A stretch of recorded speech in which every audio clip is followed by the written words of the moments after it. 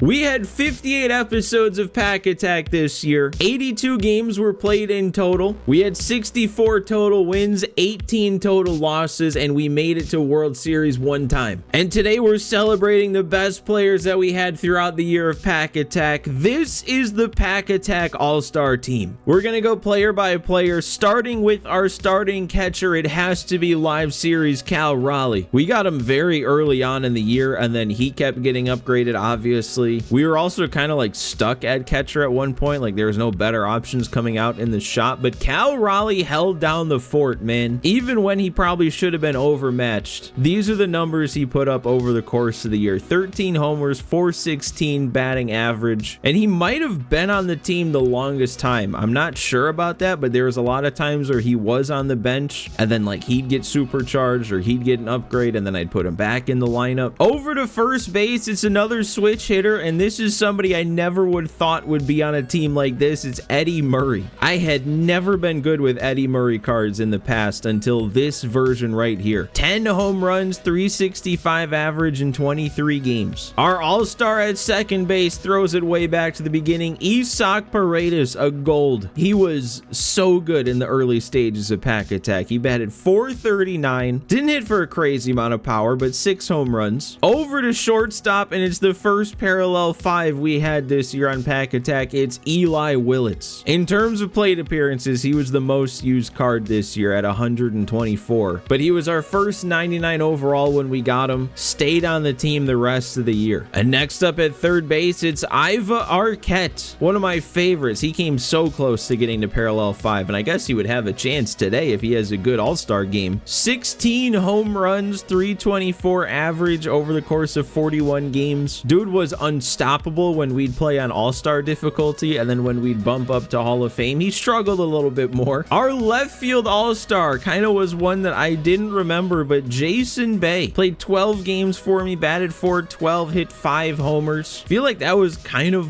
under the radar. I don't remember him being that big of a piece to our team, but clearly for those 12 games, he was a monster at the plate. In center field, it's one of my favorites this year, Denzel Clark. Absolutely loved his fielding. That's what excited me when I put him on the team. And then he came out, I think I left him in the 9 hole the whole time he was on the team, and he did this: 400 batting average, 9 total extra base hits. If you guys have been around for a while, you would appreciate this comparison. Denzel Clark was this year's Kevin Kiermaier for sure. And then in right field, we have Giancarlo Stanton, who I think might be the only one we didn't necessarily pull from a pack. He was earned from an earlier weekend classic at a 91 overall, and he was so good. 431 average, 8 home runs in 19 games. Held it down out there in right field for me for a good chunk of the year, and actually did hold it down in right field. He was a good fielder. And then finally, to round out the starting lineup, it's Junior Caminero. It's our other parallel 5 we got this year. I think a Pack Attack leading 17 home runs, 333 average. Kind of like Arquette, he was just a killer when we would play on all-star difficulty. Then for the bench, we have this tops now Randy Arozarena, who had a good chunk of time with the team, 341 average. Feel like I also remember he hit a couple more home runs that didn't count because of dashboards, so it's kind of a shame that those don't show up here at the end. He might have looked even better. Maybe I would have started him over Jason Bay and left, I don't know. Next on the bench, Ellie De La Cruz. I actually kind of forgot how long I had him on the team because it was way back near the beginning, but 31 games played. I feel like I do remember keeping him around because of that glove, because of that speed, but he still hit more than okay during his time on the team. Next up, we got Xander Bogaerts. Good 21 games with the team, 8 homers, 353 average. He primarily played third base, if I remember right. And then last, a major throwback, but I had to put him on the team for how good he was way early on this year in Pack Attack, but Willie Castro, in only 6 games, but in those 6 games went 10 for 20 to bat .500. He also hit 3 homers, 2 triples, and 2 doubles. And I'm pretty sure he was a bronze at the time. He was in those first 6 games, the first 6 games this year, and he's probably the reason why we got some quicker upgrades than we maybe otherwise would have. Moving to the pitching, it's got to start right here with Clay Buchholz, our World Series reward, and the first ever World Series reward that we've gotten to actually use in Pack Attack, because this was the first year I made World Series at not the the final episode of the series. But he also was insanely good. He was probably our best overall starting pitcher. A 161 ERA, 28 innings pitched in 6 games, 28 strikeouts, only a .57 whip. And he's probably going to be starting today because he's the only one that has usable energy of who I picked as our 5 All-Stars. But our next All-Star, we got to go all the way back to Justin Verlander. I think he might have been the first diamond we had on this team at all. But he had a 2.33 ERA in 4 starts, 27 innings. Another guy I wouldn't have been expecting to say here, but Jeffrey Springs at an 85 overall. He only made 3 starts for me, 15 innings pitched, but in those 15 innings, put up a 1.80 ERA. Next in the rotation, 99 Randy, probably the most dominant starter we had this year. Also only made 3 starts, 19 innings, but he had a .95 ERA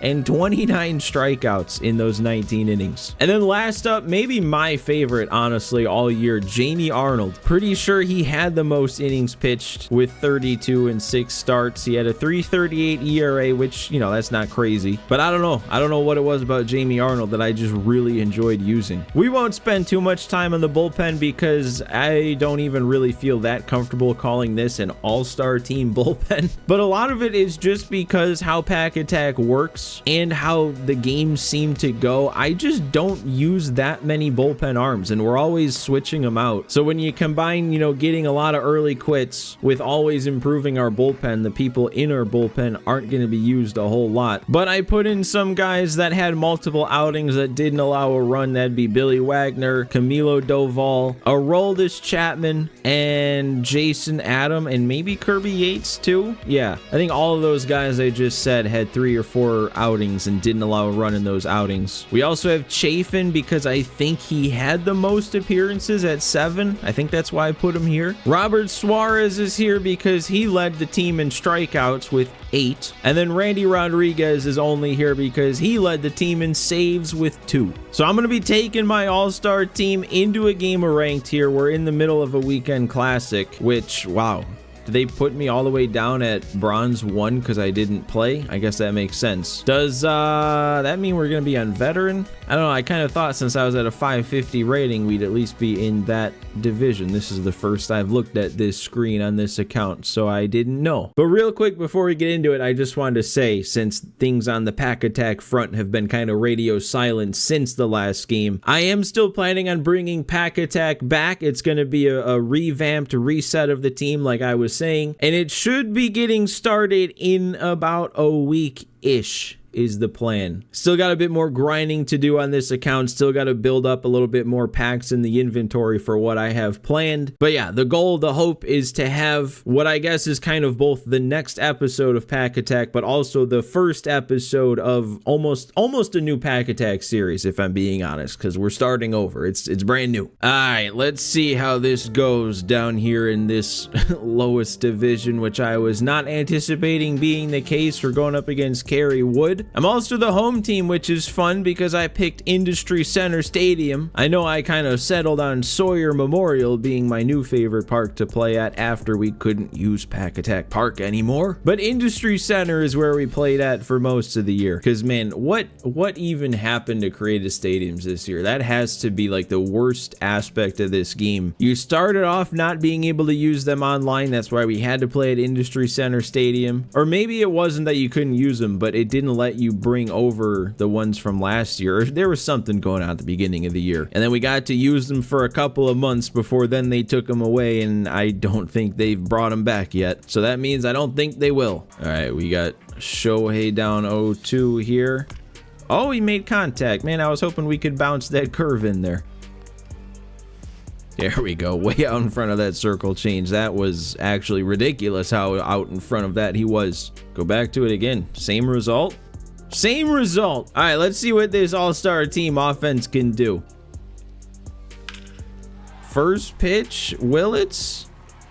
How far is that one gonna go? Oh, it's gonna die at the wall. Definitely didn't quite get up to that, but I thought Willits started it with some fireworks maybe. Common arrow. No, I just missed that one too. Okay. And I didn't get around on that either. All right, well, hot start. Okay, let's see if we can outguess him here. Got him way out in front a couple times. We'll go heat up, and he's, yeah, no chance. Is that a ball put in play? It is. Murray's got it, though. I didn't know, man. Was Buchholz going to go this whole game not getting the defense involved? Or wait, no, what am I saying? The very first batter was a ground out. All right, well, he's late on the fastball. If he's still out in front of this, what are you even swinging for? That actually, no, it doesn't. It does not have a shot at getting down. That is one thing I miss from the earlier parts of the game when we were playing here and having a guy like Eddie Murray coming up to the plate is not everybody in the outfield had 99 speed and 90 plus fielding. A ball in the gap was actually able to get down even if it hung up in the air a little bit. Oh no. Gee, maybe I'm right where I belong down here in this division.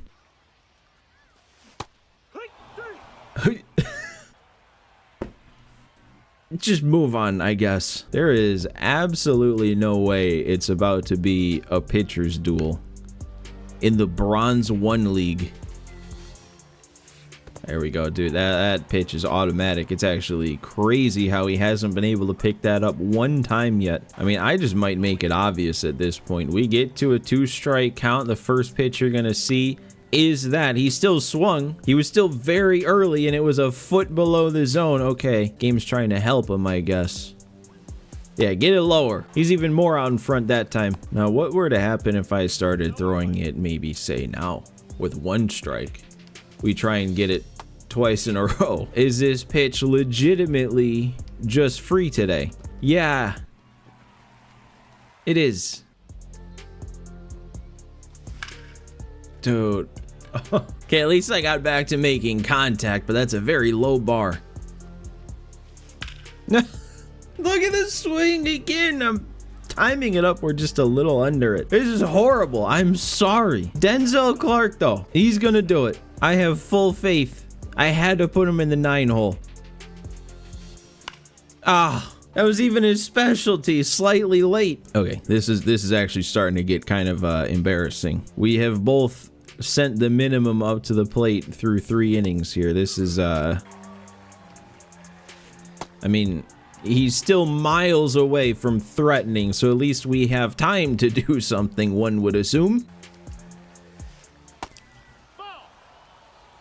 Look what he did. It was a fluke. It had to be.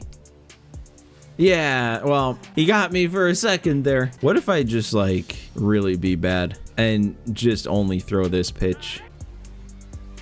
There's 2. Can we go 3 in a row? Do I feel horrible about this? The answer to both those questions is yes. My God, dude, I don't know. I don't know what's happening. I'm confused. I'm befuddled. There's a hit, and it may or may not have been on an attempted check swing. All right, now he's all thrown off, I guess. We're drawing a walk. We got 2 on and only 1 out. And now I'm looking like him. I swung out in front of 2 change-ups. And that's not getting down. This is bad. This is horrible gameplay. Supposed to be out here just having fun, throwing some guys back on this team, having a fun little game, and I'm getting upset. Fastball this time. 11 strikeouts for Clay Buchholz, who I might cap it here at the end of this inning with him, honestly. I mean, he came in with lower energy, but this is also the All-Star game. We should get some more guys out there. I don't get it. I feel like every strikeout that's not on the circle change has been on a fastball that he's just been staring at. We should be set up for one final one of these, though. And we are. 5 innings from Clay Buchholz. He might have had more strikeouts than outs somehow. That was insane.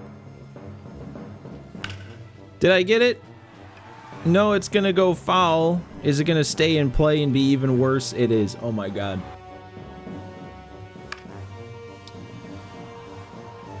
3-2 count. did all that work just to do that, just to get blown away? Why is Outlier affecting me so much on All-Star difficulty? I mean, we are over halfway done with this game. I have 1 hit on the board, and it was an accident. I want to give Verlander an inning. I want to get our first diamond that we had of the year on the mound. Because I think he was. I think it was him and Christian Walker we might have added at the same time. But I think I technically pulled Verlander first. I actually don't remember now. Let's bounce into 12-6. If we're going to be feeding off of these types of strikeouts, may as well get my favorite type in the whole game. Ooh, he put this circle change in play, though. I guess that makes sense. The Verlander circle change is a little bit harder. All right, give me one more. Give me another one. No. We're going to get it there, though? Nice. All right, well, the 0 in a certain column is still intact is what I was going to say. I am so not concerned with that part in the slightest right now. I am concerned with what I'm doing at the plate, which is nothing. That needs to change. Clark? Nope. Nope. Nope. Nope. Nope. Good swing on a hanging pitch. You know, you'd think that might have done something. You could understand why I got a little excited. Ooh, but that made him go to the bullpen. Okay, I mean, maybe that's a good thing. Maybe it was something about Kerry Wood. Okay, well, he couldn't throw a strike with Abreu. The only strike he got was when it was 3-0 and I was taking all the way. Dude, can I just not get under? That actually might leave anyway. No, it won't. Oh, God, another walk. All right, well, that's 2 on again here for Eddie Murray. And I guess that's also it for Brian Abreu. And that's a line out. See how far in the dirt we can go and still get a swing. Not that far, apparently. Okay. How about the circle change? No. Okay. All of a sudden, I'm almost, like, afraid. Okay, that still works. Dude, you just know at this point with how late into this game we're getting, he's gonna run into one. Especially with Verlander out there right now. Big time mismatch, 86 overall going up against 99s. This would be the perfect time for it to happen. All right, instead we'll get one that bounces in and he couldn't hold up on. One more Verlander. All right, that should do it. Willits has it. I should not be sitting here disappointed. This is supposed to be fun. We're having fun. We're having fun. We're having fun and nothing matters. And just letting myself have fun means I'm going to hit the ball, right? Not be very late on the sinker right down the middle. I mean, if this isn't the most embarrassing game I'll ever upload. There's games I lose and I play really bad in the loss, and that's one type of embarrassment. This is something else, man. Like, I don't necessarily mean to throw shade at my opponent, but when I've struck him out like 20 times basically in 7 innings and he has absolutely nothing on the board, and that's the type of opponent I'm playing, and I only have 1 hit on the board and no runs, and I've missed a bunch of pitches over the plate. Oh no. No. I struck out looking twice to end the inning. All right, let's get Camilo Doval in. Now that I actually think of it, this is probably not a good option based on the type of pitches this guy has been missing. Okay, I guess the slider does it for him too. Anything that's breaking and is out of the zone, I guess, is just a strikeout pitch. There we go. Cutter at 100 behind it. And another cutter, another K. Oh my God, we are going into the bottom of the 8th inning. Nope, because the few good swings I've had are just lineouts anyway. And nothing's gonna come of that one either. That's another good swing. And that is...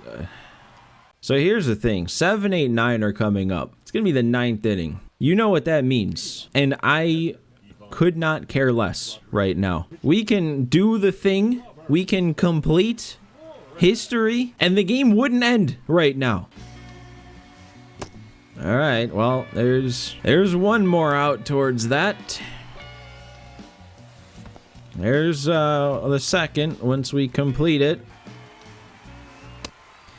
And that right there is 9 perfect innings. It's not a perfect game yet. We have to score. We have to walk this game off for it to be a perfect game. How pathetic is that? He'd be on the verge of a no-hitter right now. Legitimately, the only hit I have was on an accident when Junior Caminero is at the plate. I'd be fine with another accident. I'd be fine with a good swing.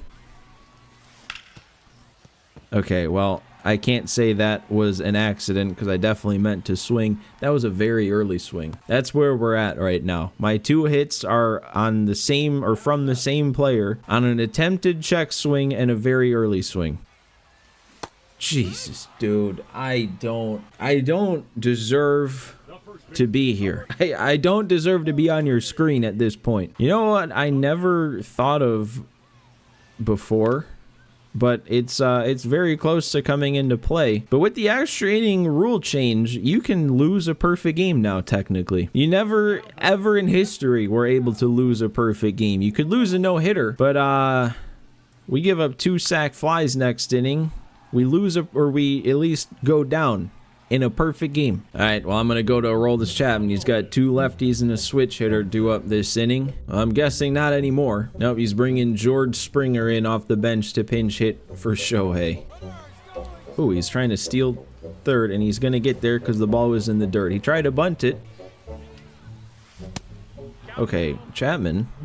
Hello? Oh, all right. Well, thought we had some stakes there on a 3-2 count trying to preserve a perfect game. He's going to try and bunt this run in, isn't he? Do I pitch out? Aha. Throw it. We got him. So wait a second. This opens up the potential for something else. A perfect game while facing less than the minimum. Because technically that's where we are right now. We have faced less than the minimum. That was actually... He barely missed that. But yeah, man, that is 30 outs recorded now with only 29 batters coming up to the plate. And I'm still missing pitches right down the middle. Can I get to third? I'm not going to try. Can I please just, like, finish this thing? Can I just get a hit and end it? Okay, he's going to intentionally walk Jason Bay. Who does that bring up then? Paredes? I can do that. Nope, that's gonna... This is... You guys have no concept of how embarrassing this is right now. Like, this is... I can't send him. It's actually a hit, though. On a good swing. Who would have thought? We need another. Oh my god.